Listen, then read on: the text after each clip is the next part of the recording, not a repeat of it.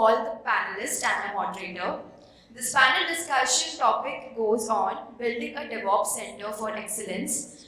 The entire panel is getting moderated by Mr. Sanjay Sarda, Vice President Quality Engineering and DevOps from 𝗘𝗱𝗶𝗁𝗃. Our panelist includes Mr. Harshal Sawant, Practice Head from Mobile App Development and DevOps from Telecast, Mr. Gaurav Hirani, General Manager IoT, Cloud DevOps from Reliance Jio, Mr. Avinash Kumar Gupta, Head of DevOps from Razorpay, Mr. Deepak Gupta, Vice President DevSecOps from HDFC Bank, Mr. Rishi Agrawal, Head of Application, Automation and Analytics from 3i Infotech Ltd.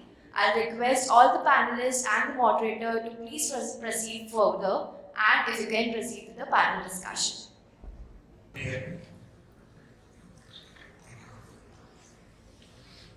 So, just to give a background, what we are going to cover now. So how is the DevOps Center of Excellence is going to evolve? And I will share my journey with setting up the DevOps Center of Excellence at RSO. So we had multiple distributed teams, everyone doing their own deployments in their own cloud environment. And when I joined, I brought them together. Then started understanding what applications they are using, what tech stack they have, and then we started putting the details how those tech stacks are there and what development maturity they are in, so that they are automated, deployments are happening, what kind of CI/CD pipeline is there, whether CT is there or not, and so on and so forth. So I started mapping those things, and then from there I thought, let me see the infinity that continues, right? You have to continuously improve and then take it to the next level. So started with that journey, and I thought, let's get into a maturity level there. Then came the security aspects, which was already there. But in that, the InfoSec team was very much with us. Like, we need these things. We have to share this with our clients. Their audit reports has to go out. So that security aspect came in, and the buzzword DevSecOps. Now, Avinash was sharing and Sanjay was sharing earlier also. We also have to look at the finances, because we are in cloud, everything is visible every day, how much we are utilizing. So now it has become, I believe the next will be DevSecOps.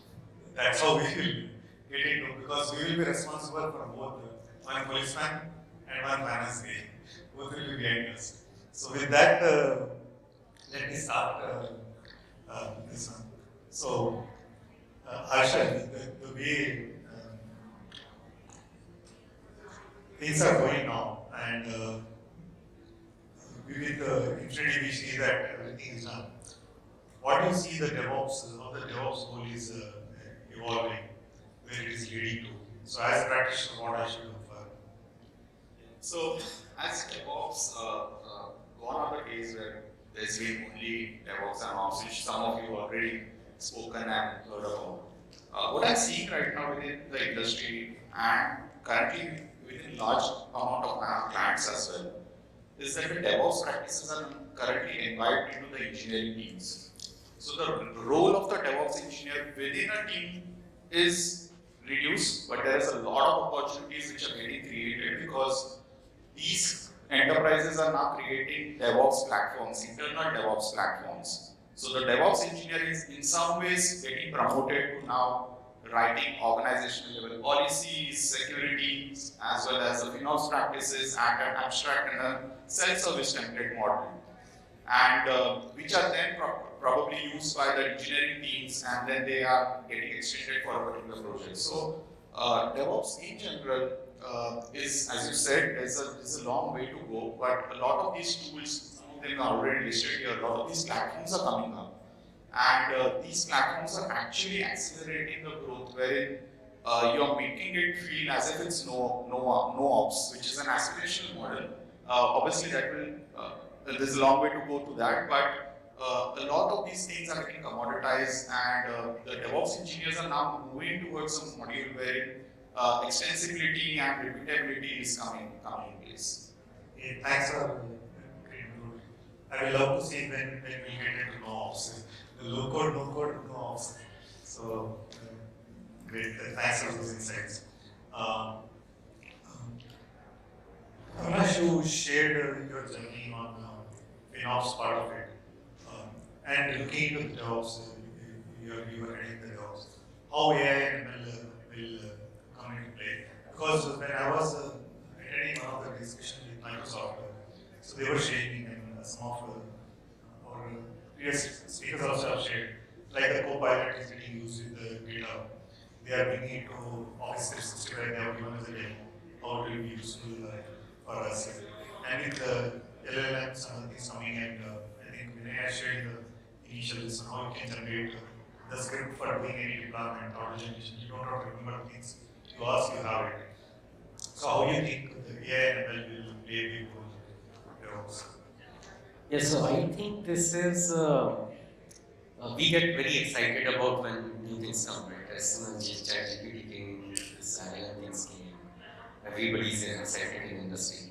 How I look at it is that within the industry, different companies are at different stages. Right? Some are still having the same challenges that perhaps some others were solving 5 years back. For example, auto remediation. Right? Alerts come, they should get remediated automatically. There are companies which are still not there, which are still in that journey.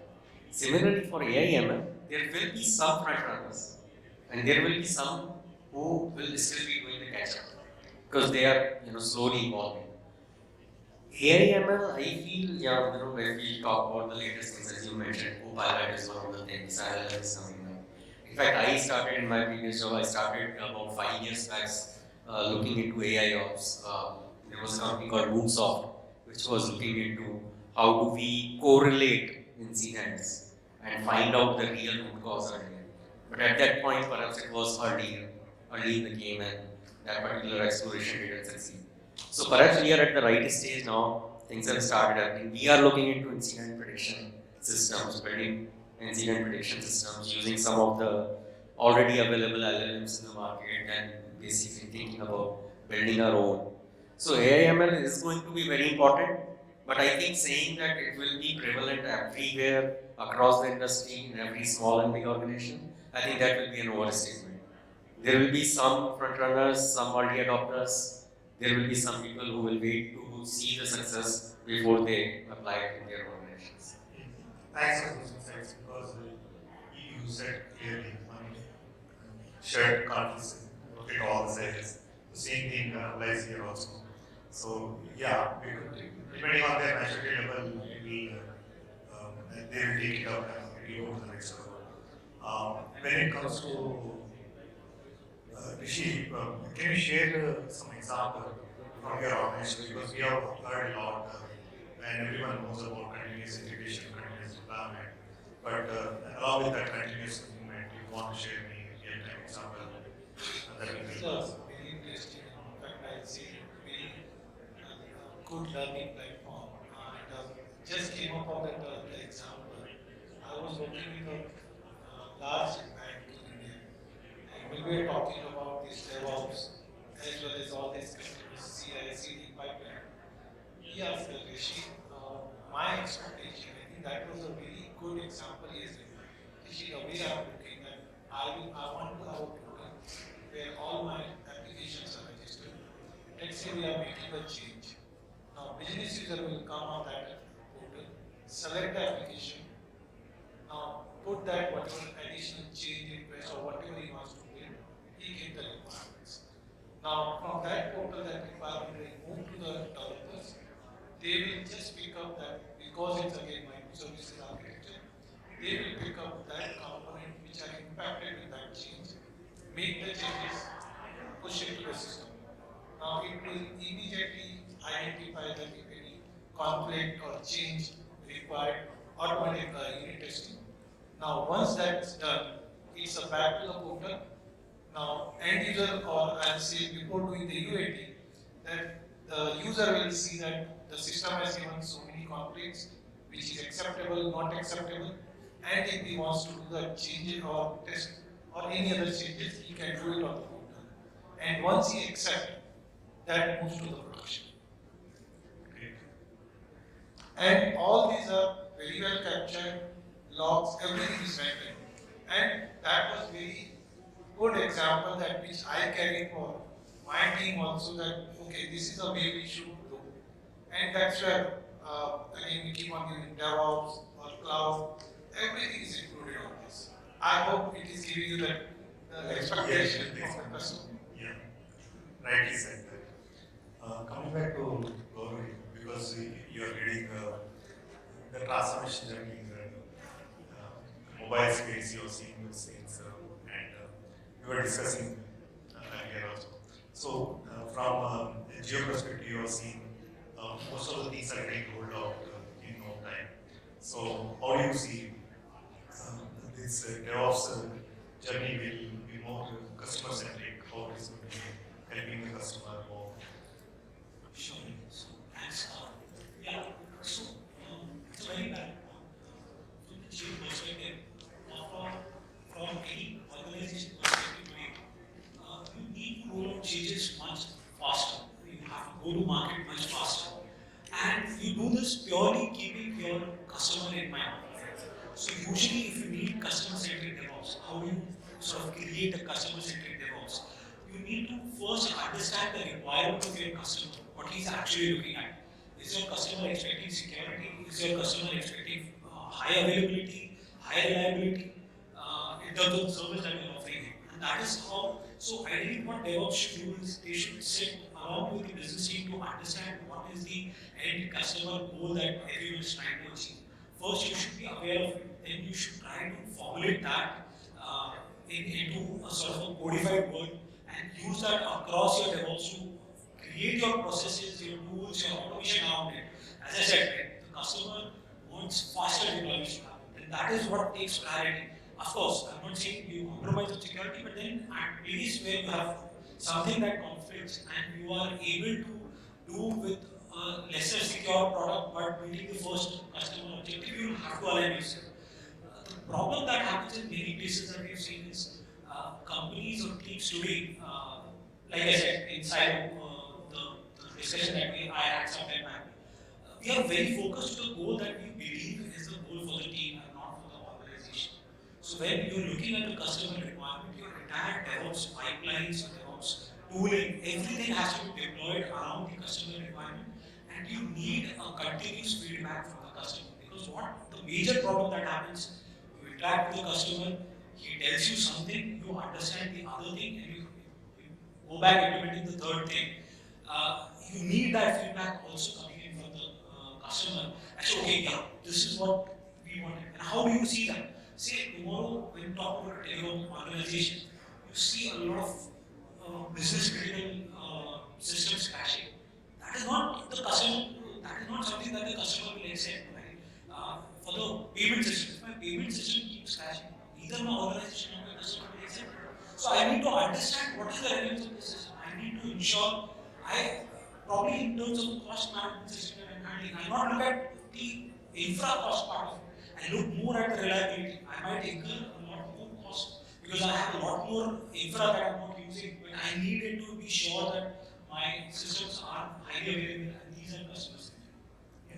Thanks for this, because at the end, the customer experience matters. If nowadays everyone has a choice, if you don't get it the right service, they will move on. Yes. And when you are working with the global brands, it becomes more relevant. You have to be working with them. Coming to you, Deepak, so since you have worked on many of the DevOps applications you have deployed, so when it comes to DevOps, what is your thoughts on critical driving factors from the DevOps and observability perspective? Mainly on observability, can you just share your thoughts? What are things we required? Though we have seen the many tools, monitoring tools, things are there, and SI is also becoming a part of DevOps now. So what do you feel? Observability is one of the key aspects. Like practicing DevOps is another thing. Let's say DevOps is a mindset, but practicing DevOps is okay, but you still need to have some metrics in hand that is it actually making sense for your business? What is the time to recover from any issues, what is the latency of the system, there should be some kind of metrics formulation about how things are working, and this is the place where observability can also help a lot when you have systems in place where you can figure out, okay, how many requests are failing, what is the latency, what is the response time, how my APIs are working, what's the idea of kind of graph of all your microservices, how they are communicating, and more on performance side, how you, what is the impact of other things, like say, if there's a fault injection in your infrastructure, then how does your system react to that? Those kind of things, they can help a lot. So, these are my views on this. Thanks, because that plays an important role. Whatever systems you build, the automation you build, but observability plays the important role. Yes, obviously. And it helps the DevOps team to look into the right thing. Sometimes I say that back to the basics. Yes. How built in that. You need to see how your system behaves in circumstances which have not been tested for. So that's one of the key aspects where observability helps a lot. Yeah. Thanks for that. So coming back to Rishi again, your share about the change and other thing. Anything about DevOps transformation you want to share?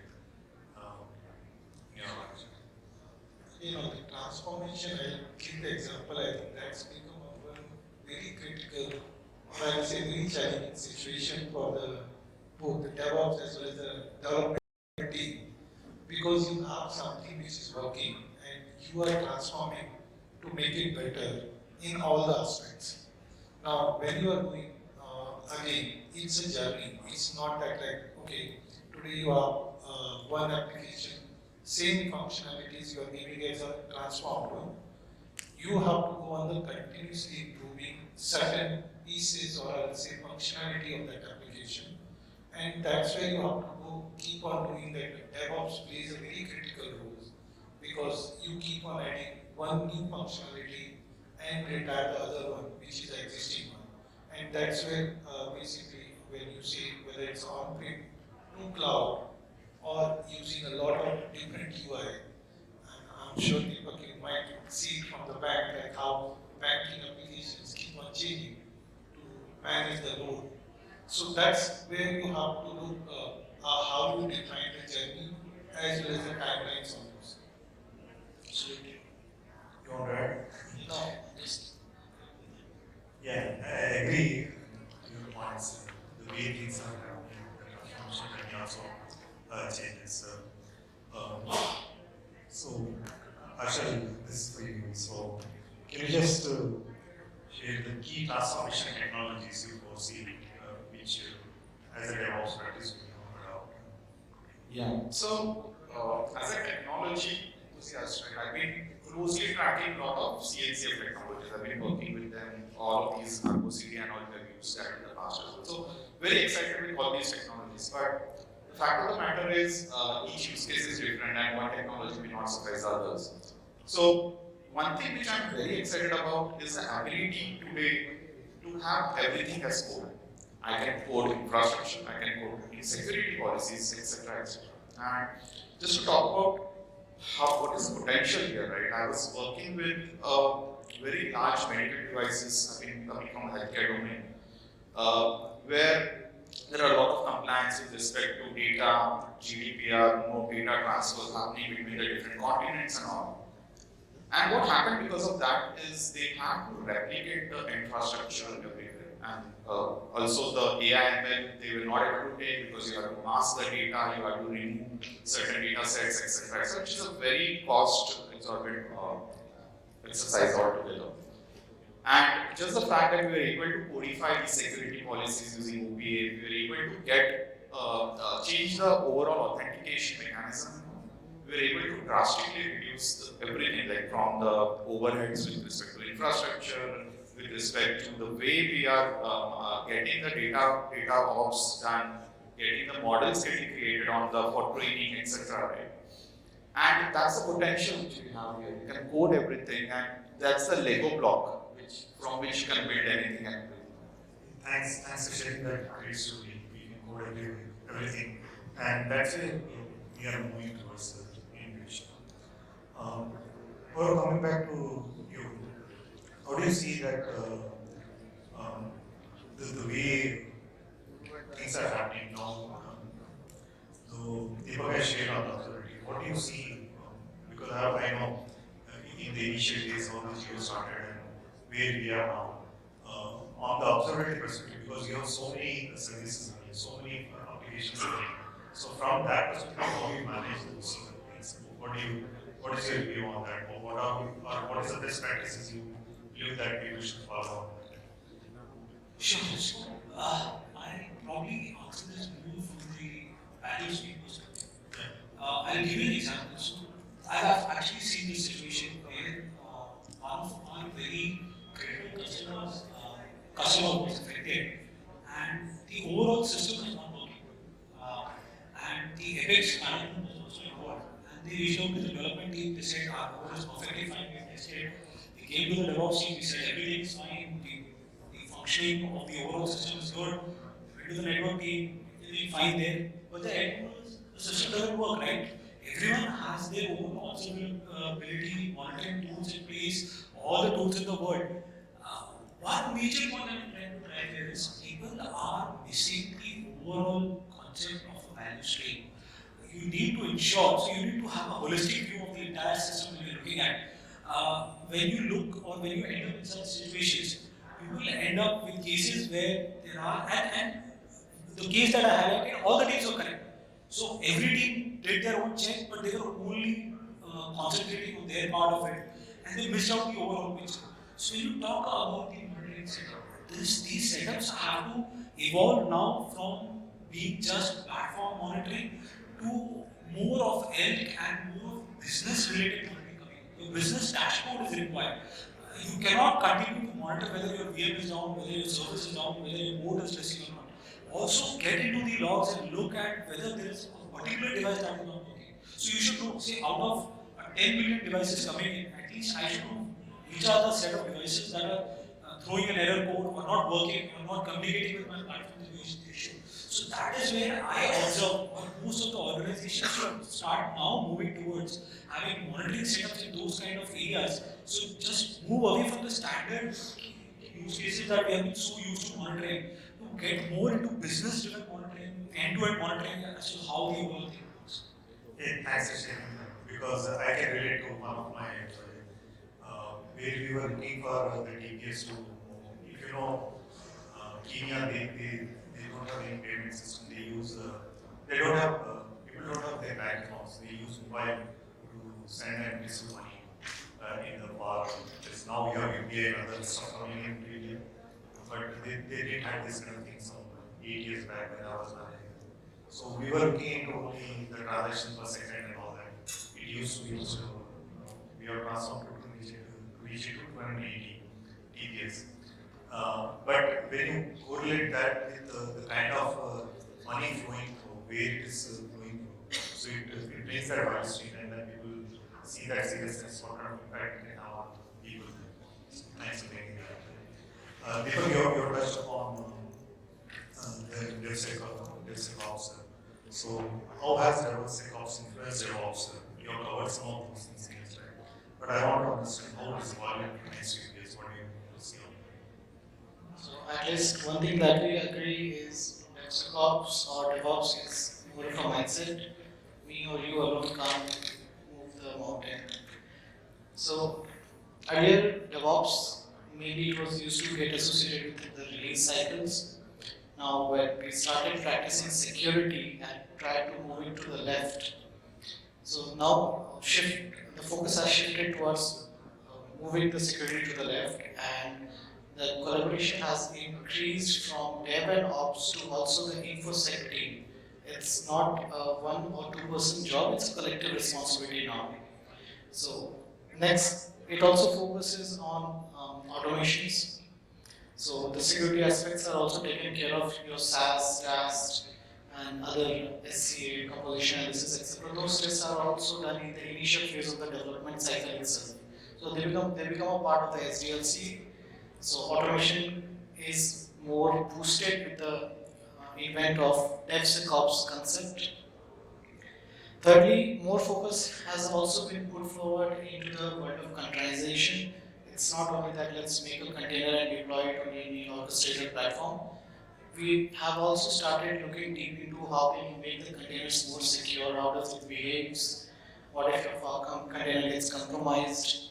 So those are the aspects that DevOps brings into the world of DevOps. Thanks, because as we are moving to serverless architecture, I understand that plays an important role in the future of us as well, including some of the service providers, public cloud service providers, like GCC and Azure. They have started building up security practices. They have their own internal dashboards to see those things. Few more things like zero trust architecture have started gaining more traction. Compliance as a code, we start automating codes that can check for your compliances, or infrastructure as a code, whether it is compliant or not. Right? So these kind of things are also getting more traction with the advent of DevOps. Thanks for sharing those insights. Coming back to Avinash, last question from my side. Finally, how do you see Avinash aligning their DevOps practices to the KPIs of the business?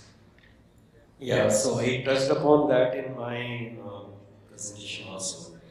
I think they are very, very closely related, and if they are not, we should, as DevOps practitioners, we should definitely bring that attention of business owners.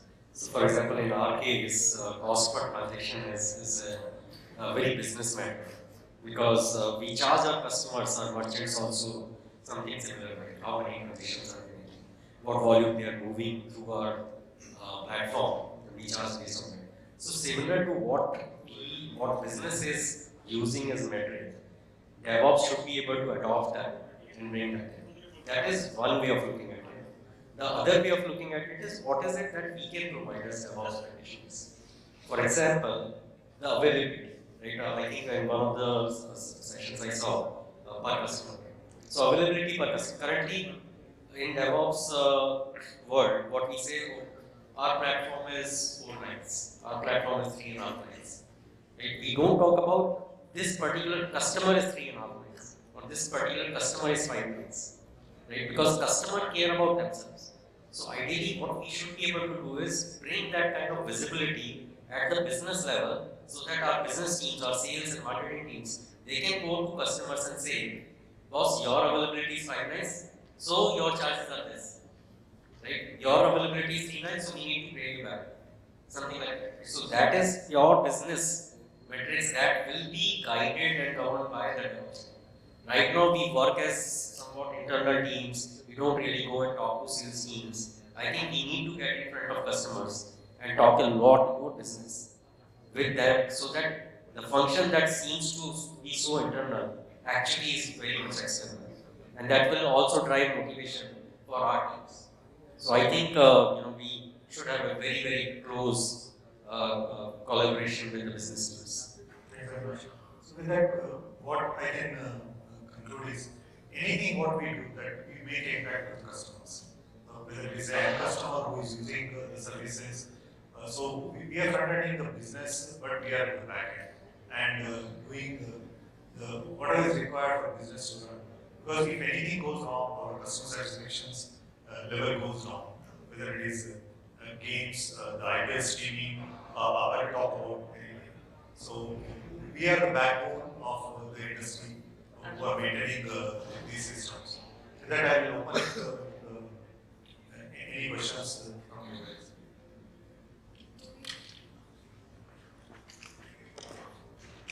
So thanks for the patient audience. You guys stayed back till late.